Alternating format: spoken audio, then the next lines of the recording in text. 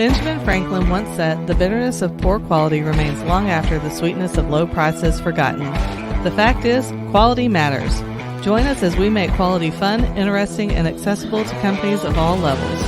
Quality Matters is a must-listen for all things quality. Listen in, ask questions, and get back to doing what matters most. Quality Matters, brought to you by Texas Quality Assurance, where quality management gets simplified.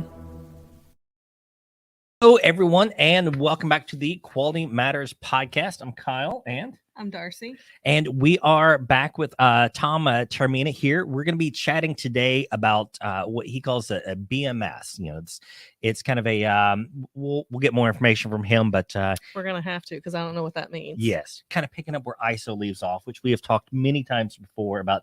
It's a great standard, but it is by no means comprehensive, and it's got some weird quirks in it, and you do kind of need a little additional guidance for implementation. Well, we need to bring him in because I got questions. Okay, well, let's do that. Welcome back, Tom. Thanks. Great to be with you again. Hey, long time no see, but really? Batch record these, so it was 5 minutes ago. All right, so Tom, for anyone that may have missed last episode, kind of quick rehash of kind of who you are and what you do real quick. Well, thanks. I was very fortunate to be one of the first quality control engineers at NASA's Mission Control Center in Houston during projects Gemini, Apollo, Skylab. I was there for 14 years. It's just so freaking cool. So cool. I think I would say that to everybody I met in the grocery store. Oh, yeah. The kids events. Yeah. Oh, hi. Yeah. Quality control engineer for NASA. First ever. Nice to meet you. Yeah, well, I've got an Irish wife that get over yourself.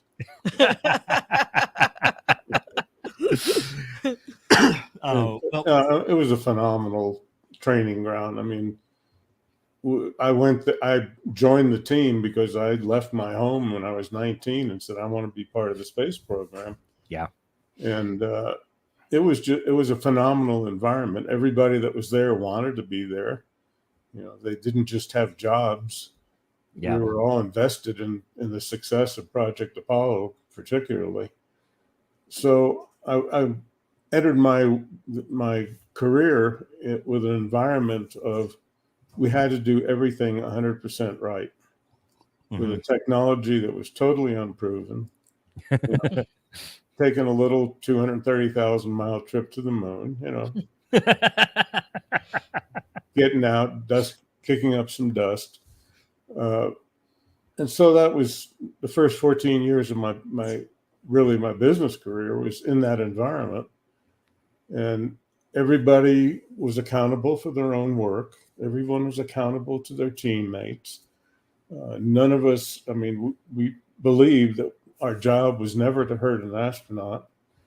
The unfortunate Apollo 1 fire that killed 3 astronauts was on the launch pad. And that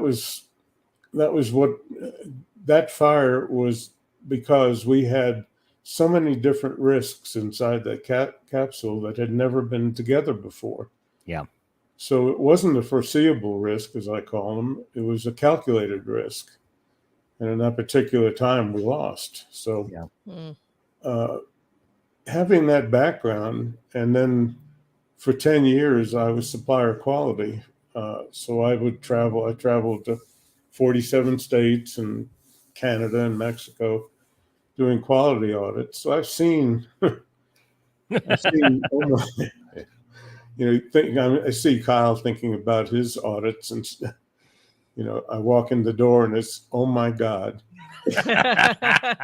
Yeah. I'll never forget one of them. You opened the front door and it was a church. They made audio switching equipment, but it was a church, and they had a chapel. They had a chapel in the middle of the work floor every day. Swear to God, every day. Well, that's a bad analogy. Oh no, we had it. I wasn't there for it, but apparently, you know, recently we had someone in flip-flops on the production floor. Steel-toe shoes are required. Guys in flip-flops were requiring in flip-flops. Well, I hurt my foot and it swelled up too much for me to wear my steel toes. Aren't those moments priceless? Yes. Don't be with us forever, I swear. So, Well, in any case, let's kind of get to, I guess, the point of what we're here to talk about. So Darcy's got some questions on this. So you've talked about BMS. What does that stand yeah. for is my first question. well, as opposed to quality management system, it means business management system. Okay. So when I first started doing consulting work with ISO 9000, I was struck by how narrow the requirements were of the standard. Mm-hmm. You know, they excluded big chunks of the company Mm-hmm. as not being part of the quality management system. Mm-hmm. And in fact, over the last 30 or 40 years, it's proven to be true. You know, sit down with other quality professionals and they will talk to you about auditing all day long. And I stick my finger in there and said, what are we auditing for? Well, compliance to the standard. Are we also auditing that the process works? Huh? What? Huh? Yeah. Yeah. Does the process work?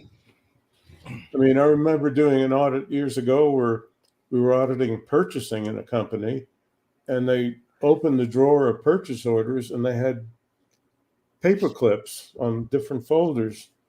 And when I would ask for an example, they'd pull out the one with the paper clip, which they had gone through earlier and made sure it met, it was compliant. Yeah. So you just sit there and order as an auto. Yeah. But does the purchasing process work? Yeah.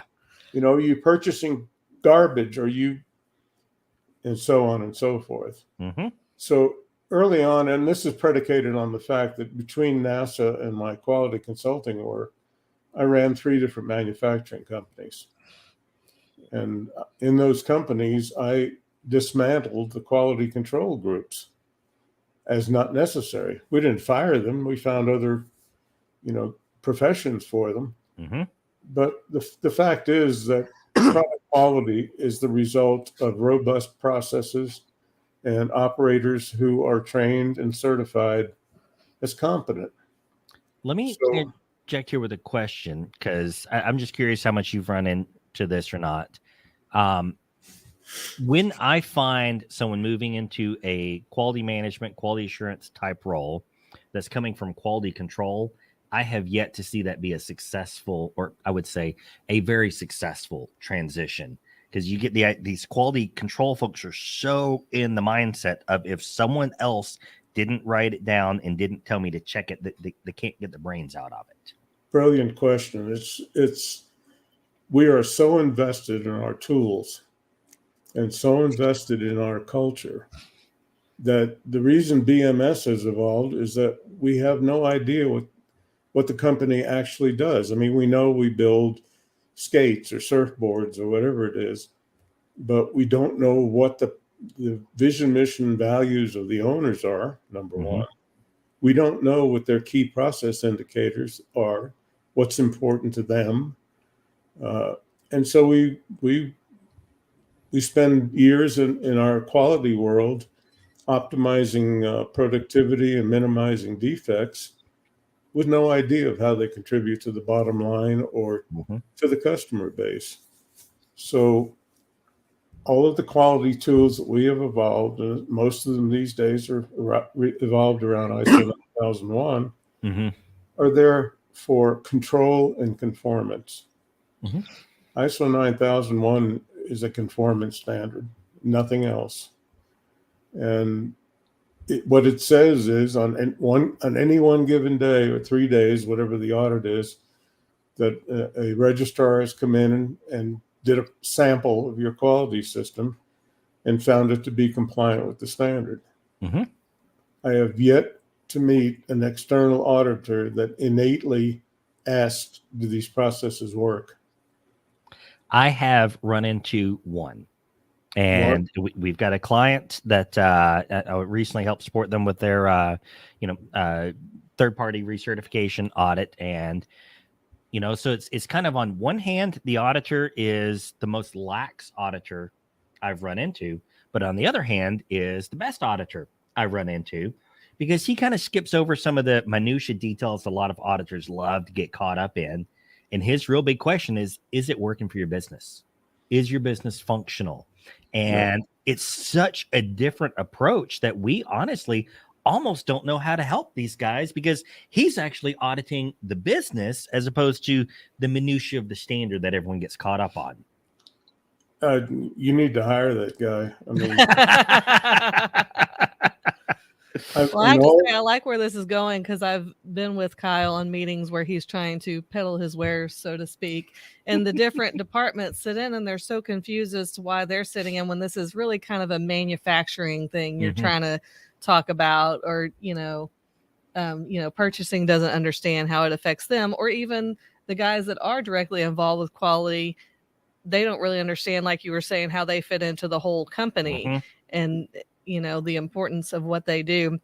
And I always liken it back to teaching. That's my background. I used to be a teacher, although now I have not taught as long as I did teach, so probably should let it go. But no, I remember one of our professional development, or many of our professional development days were spent like sitting down with the grade level below us and the grade level above us to see where our students are coming from. Like, we had to review that curriculum and then review the curriculum of the grade above us to see where they were going to. Oh my God, what a concept.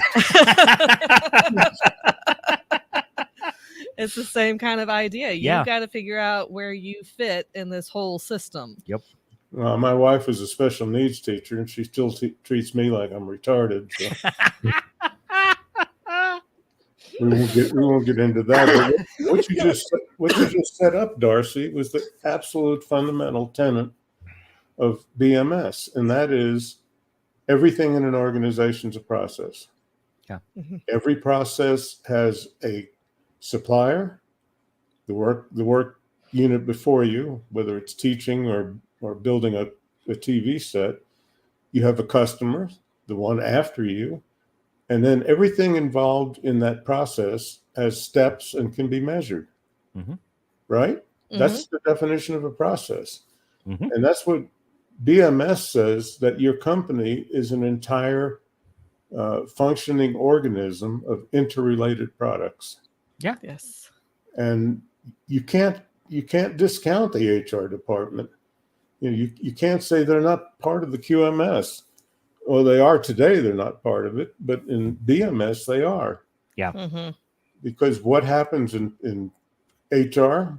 Well, part of it's hiring. What's the parameters they use for hiring? What do they use for onboarding? What do they tell people when they onboard? And then what do they do about this thing I call reviews, which is, we've all had them, right? Yep. And we've all gone, well, that was nice. I got a raise. Yeah. Because that's what they were for, right? Yeah. You went through all of this rigmarole of everything you've accomplished in the last year, and then, okay, you get a 6% raise. Well, good. I can go back to work now. Unless you're a teacher, and then you just don't get fired. Let's do an entire podcast on the teachers union, please. I mean, we live in a tiny county with the average graduating class is 10 to 12. Oh, wow. And even they can't get it together. The teachers union in the state just has them by the throat. Yeah. And I clean that one up.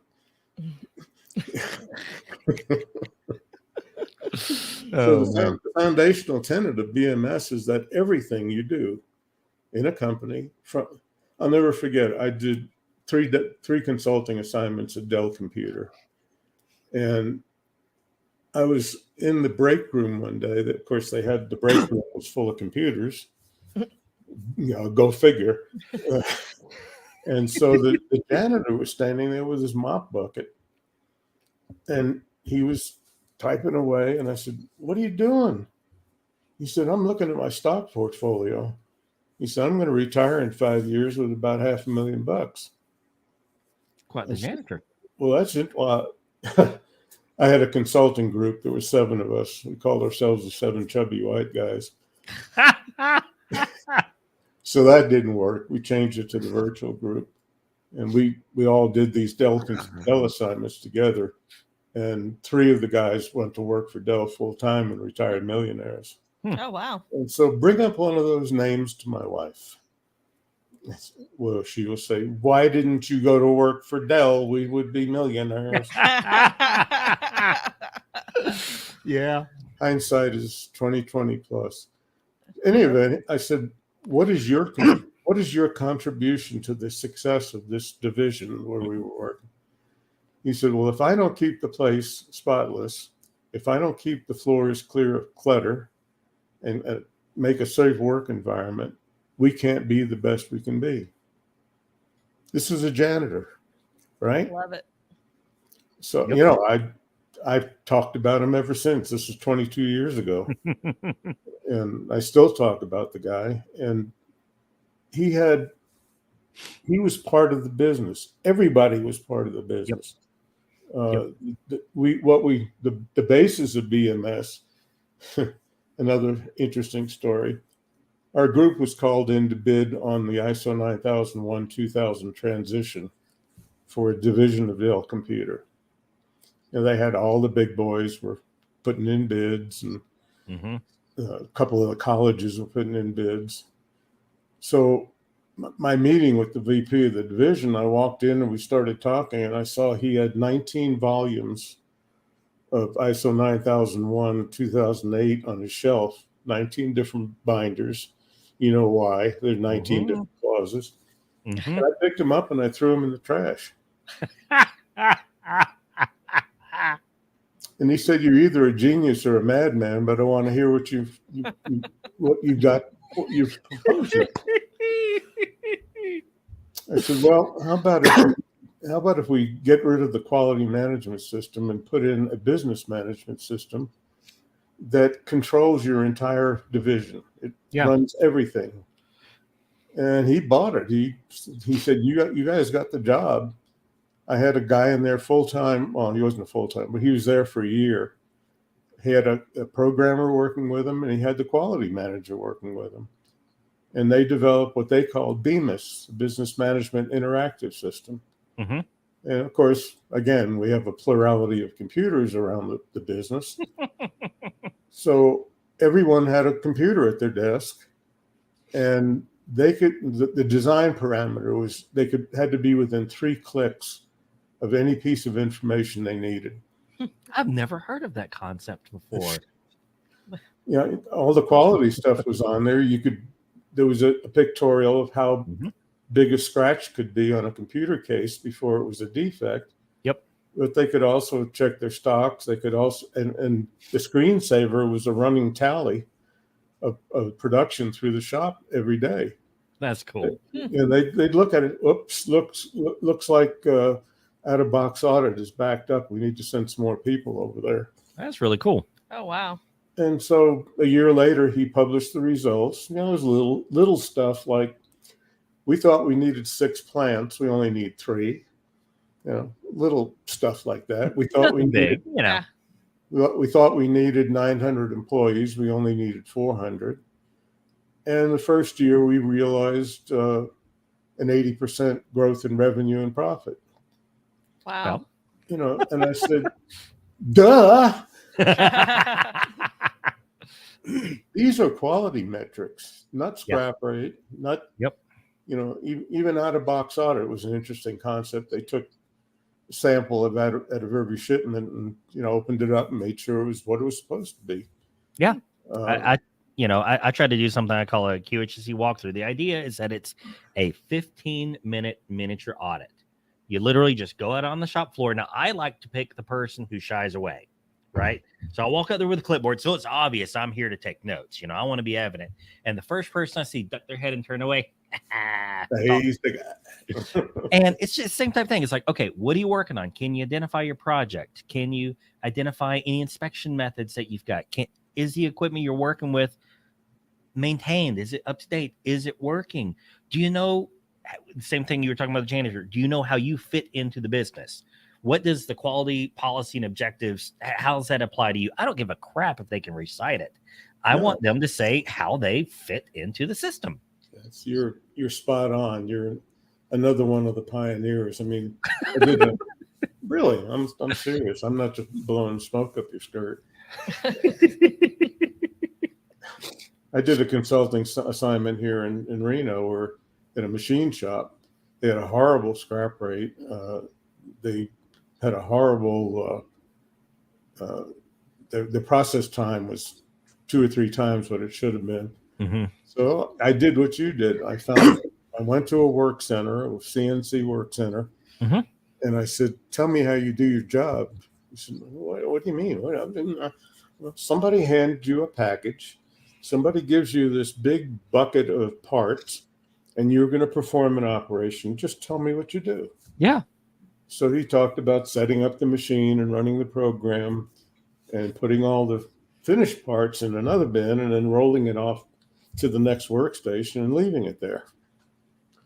So I went to the next workstation. I said, "What did you just get from this guy?" "Oh, I don't know. Here it says on the paper that there's 3,946 parts, but I started working. I could only find 3,920 parts. The guy before him had scrapped it and never told anybody." So the scrap rate was even worse than they thought. Oh, wow. Bottom line, I told him, "Here's what's going to happen. When you finish with your process operation, you're going to take the work order with the count, and you're going to walk over to the next workstation, and you're going to hand it to the guy and say, 'This is my best work.'" You know what? Like it. The scrap rate disappeared. Yeah. Oh, wow. The cycle time dropped in half just overnight. So Caleb, he's our software manager, but his background is actually in weld inspection. So he's a CWI for industrial construction. So real kind of interesting background there. But we were talking the other day and about problems that we run into with welders so often, because it's so common for the welder to immediately send their work over to an inspector. And what happens is over time, you develop a culture where the welder really doesn't care how good it is, because he knows it's just going to get sent back. He knows it's going to be good before it moves on. But it's like, why wait until someone inspects your work? Take some stinking pride in what you do. But it's so easy to train people not to take pride in their work. Especially welding. I did welding inspection as well. And it's something you can physically see the moment you walk up to it. Yes. Yeah. Yes. Wow, that's a great bead. Or no, that's got inclusions in it. You can see it from 5 miles away. Yeah. Mm-hmm. So again, I think you're another one of the pioneers of the fact that a business is a business. Yeah. And in the last 20 years, I've been doing expert witness work and product liability and organizational negligence litigation. And I can trace every single failure that I've been on the plaintiff side to people who weren't following their own procedures. Yeah. And when you dig into it, why weren't they? Yes. Well, the why weren't they is because it was not the culture. Just like you said. Mm-hmm. Here's my best work. That is such a simple solution. Any problems with it? Yeah. No, that's such a simple solution. I mean, and it really, look, either it's going to work or that guy's going to find another job. Yeah. Well, and that's COVID redefined a lot of that, unfortunately. And the basic reason for business management system coming out now as a product of the Kaizen Institute is the fact that the entire face of quality has changed in the last 3 years. Mm-hmm. Unfortunately, a lot of people work for companies were deemed as unnecessary labor. We can do without quality. They just eat up overhead.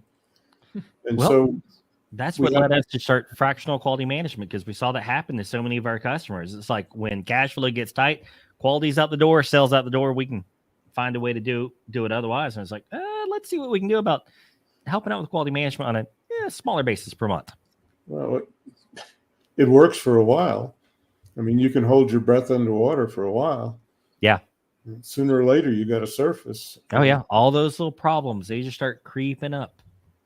And a lot of the quality professionals have moved into other occupations. But my publisher at Quality Digest was at ASQ conference last year, and they told them that a lot of the attendees were new people from different industries that wanted to become quality professionals.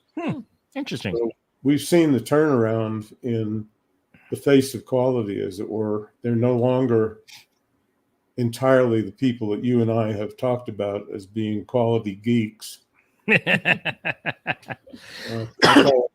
call some of them quality clowns because they just, they stick to these ridiculous tenets of, Yes. yeah, you can't use a tape measure because the little thing on the end moves back and forth. The little thing moves back and forth because it's used for inside measurements and outside measurements. Yes. Now that it's moving, it can't be. You can't certify it. We've got a client that, man, they had like such an ingenious solution. I wish I could take credit for this. It's totally their idea. Most of their tolerances are pretty wide. They don't have real tight tolerances on things. Generally, it's only about 1/8 of an inch. And so they've not excluded calibrations, but they've come darn near close to it. And so what they've done is they said, look, here's a list of pre-approved tape measures, and they're all more accurate than our tolerance. So as long as you buy a pre-approved tape measure, throw it out the window. There you go. It's like, that is so freaking simple. I love it. So let me ask a question, Darcy. Okay. Tell me what the definition of business management is. Oh no. So far. What have you Well, I feel like it's quality management, but for the whole business. Thank you. You put all of my BS into 10 words. But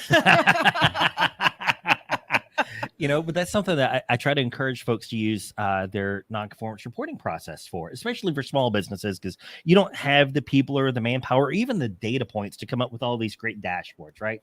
I love a good dashboard, but small business doesn't have enough data points nor the manpower to hire someone to collect and analyze it. So I like to tell people to use your non-conformance reporting process for any process when you're in your business. I don't care if the purchase order request got filled out improperly. I don't care if it was a safety, incident. We had, oil spill on the floor or whatever it is. Use the same process. We just identify different defect codes. We identify different origination codes and just report on every nonconformance with the same tool. And then you're able to view your entire business to some degree through that same lens. You have to make two assumptions with it.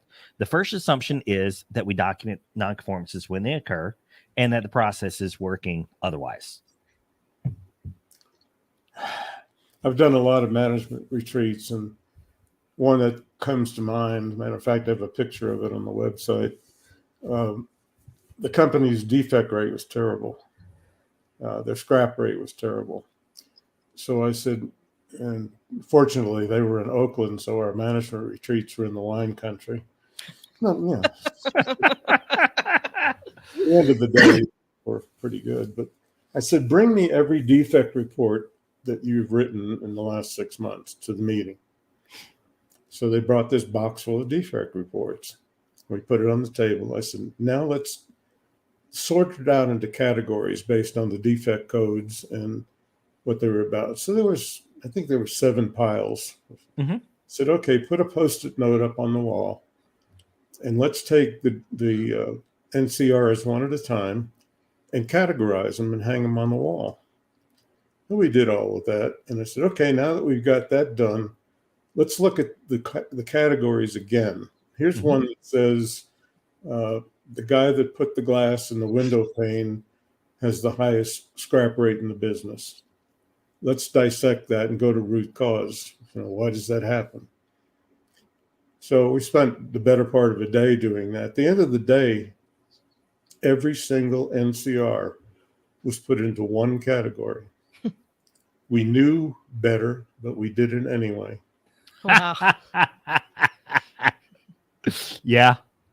And I accept that there's a certain amount of that's going to occur. Now, I'm not saying that that's a good thing, but what I like to do is I like to have a disposition code on my NCR of we accepted it with concession. And it's like, great. Why'd you accept it like that? If you did it and you knew it was non-conforming, why'd you accept it? Because we had a production rate to maintain. Because yeah. Because the boss can tolerate anything except being late. Yeah. Well, and even a company of your size, the people that work for you have to understand your vision and your values and what you're trying to accomplish. Now, you're lucky that one of you people lives with you. So, so you can do that pragmatically. But I mean, I've spoken with Caleb extensively in your organization, and he's, to be quite candid, he's still trying to grasp the overall vision of how he fits in. Yeah. And that's not anything you've done poorly. It's the fact that that's the way businesses are run. Mm-hmm. We're task oriented. Here's your task. Yep. Accomplish the task. And when we have a customer complaint, well, why'd you do that? Well, you told me to. No, I didn't. Yes, you did. No, that's something that we've been taking a look at and trying to talk and walk through, because we have changed our direction on things a lot, especially since COVID. I mean, to be honest, leading up to COVID, this was largely sole proprietorship. Anyone I had was simply there to help me do my tasks. Yep. And so, COVID hit, things were really tough for a while. So the last, 18 months, year, so we've really been trying to ramp things up, and it's a bit of a transition to figure out, okay, well, how do we get everyone on board to do things without me being there to coach and guide and tell them the way and how I want it done? Because for the first 6 months to a year, like, we're just overloaded with work, and it's just do this. And so making that transition is it's an interesting process. Well, it is, and even though you're extremely enlightened, it's just human nature for us to assume that other people know what it is we want. Yeah. And, yep. And unfortunately, they read body language, and they read the body language of one of the companies. The president was going through a horrible divorce, and he had a girlfriend, and he got kicked out of his house, and that was reflected in what was going on in the business. Yep. And, at the end of the day, I took him in the bathroom and had him look in the mirror. I said, "There's the problem." That was the end of that assignment, because, he's now writing software for the state of California. That's his calling. That's what he did well. The documentation system you have for quality management, he did from scratch. He wrote the software from scratch. He should have been running the company. Yeah. So those kind of situations of, I mean, I do it all the time. Well, Tom, I know you. I know what your standards are. I know what you want. I know you wouldn't want to see this. I want to see everything. I'm sorry. The good, the bad, and the ugly. The definition of sole proprietorship, and I've been one since 1991. Well, I've had a corporation and an LLC, but I've still been the principal, is people saying, I thought this wouldn't be important to you. Yeah. And, well, it may not be important to me, but it may be important to the customer. Yep. Mm-hmm. So let's communicate. One of my closest associates here, he and I did consulting assignments together for 10 years, and he teaches genuine dialogue and leadership, things I could never teach. I practice them, but I've learned from him that genuine dialogue is everything. Yeah. Mm-hmm. It's just what I did a moment ago. I said, Darcy, what did you hear? Mm-hmm. Mm-hmm. That's genuine dialogue. Mm-hmm. Because I need feedback that I'm not just sitting here talking. Yep. That in us communicating and with our listeners and video people, they're able to understand what we're talking about it and put it into practical application. We don't. Yep. I mean, we're writing BMS 9001, but it's like no other standard you've ever seen. So that's what I want to ask. Is this something original that you're creating, never heard of before ish?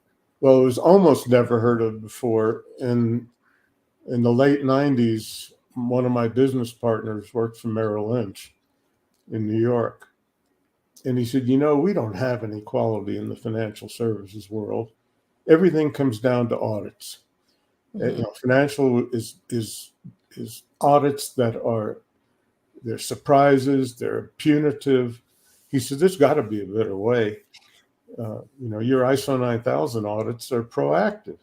Yeah. So I wrote FS 9001. financial services standard based on ISO 9001, except it took it proactively, and it was well accepted. One of the guys on our team was the head of quality for Citibank. Oh, cool. Another guy was the head of quality for Deutsche Bank. So these were, and 2 weeks before 9/11, we were meeting in a trade center. Wow. Yeah, really, with representatives of the big 5 accounting firms.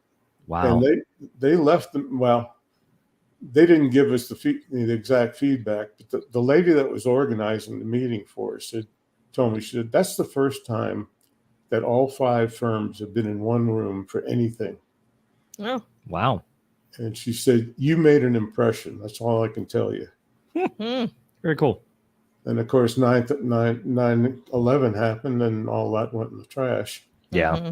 So MS 9001 is, I've taken a stab at it before, but it takes all of the clauses of 9001 to 2015, and it turns them into business management instead of quality management. It takes out all the ISO babble.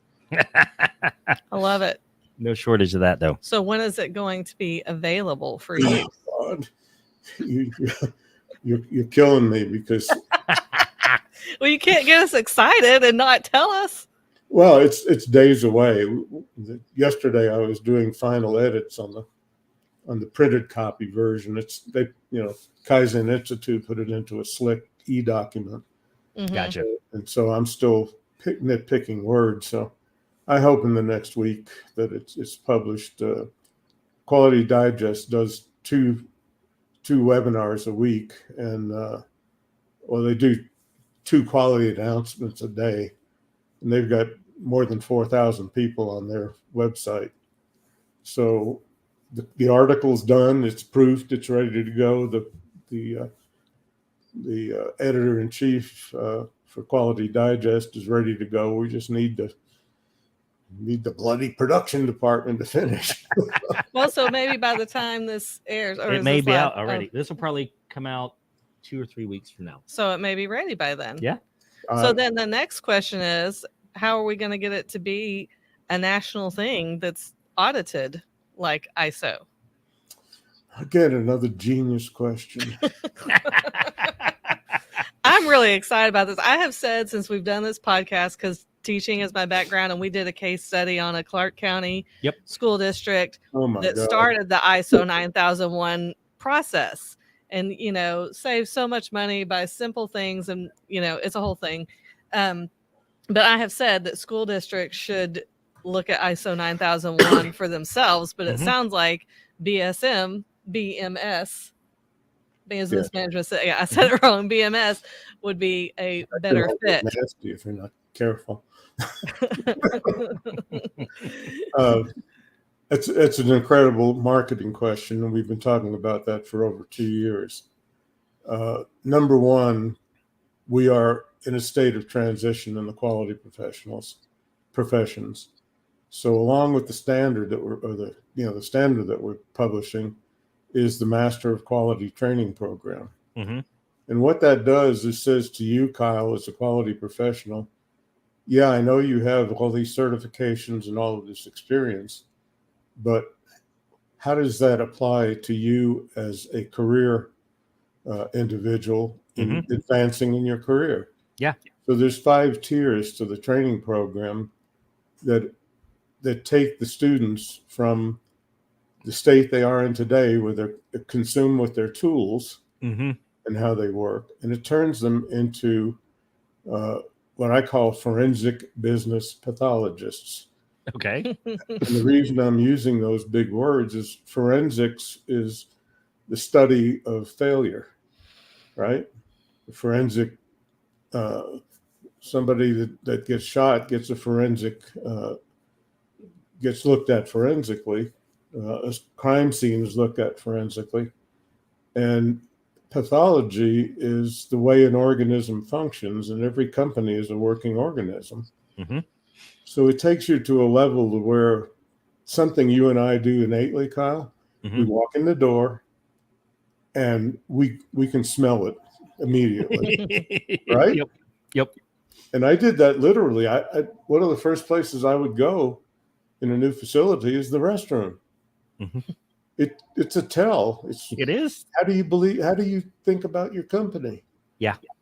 And so I'm suggesting that at the top of our careers, we're going to be forensically looking at companies mm-hmm. and taking their innate pathology and turning it from negative to positive. Yeah. Mm-hmm. Instead of looking for defects, we're going to look for a way to be number one in our brand. Yeah. And so the professions of quality are changing. Mm-hmm. To answer a little more of that, Darcy, is the Kaizen Institute is worldwide. It's extremely well respected. Exemplar Global is one of the major auditing firms. Or they don't audit, but they're one of the major credentialing firms in the world.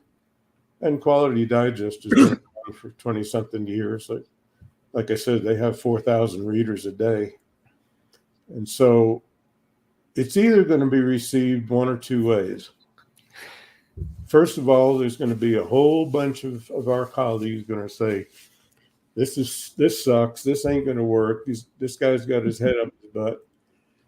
And we're going to fight this at every step. One of my buddies over the years has been one of the founders of Six Sigma. And he wrote the first book on Six Sigma. And he and I have had friendly debates over the years about the fact that Six Sigma is a money-making operation.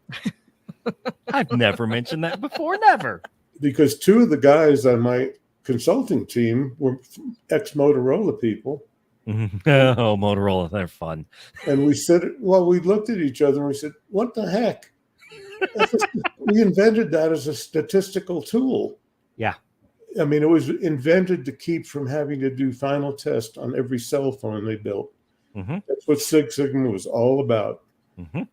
So we have this friendly argument, and he's not stopping selling Six Sigma.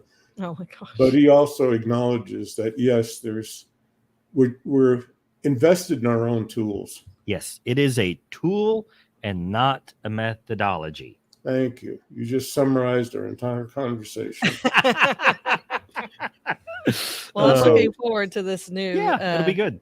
System. Oh, we need to probably record a couple of episodes talking about some details of it.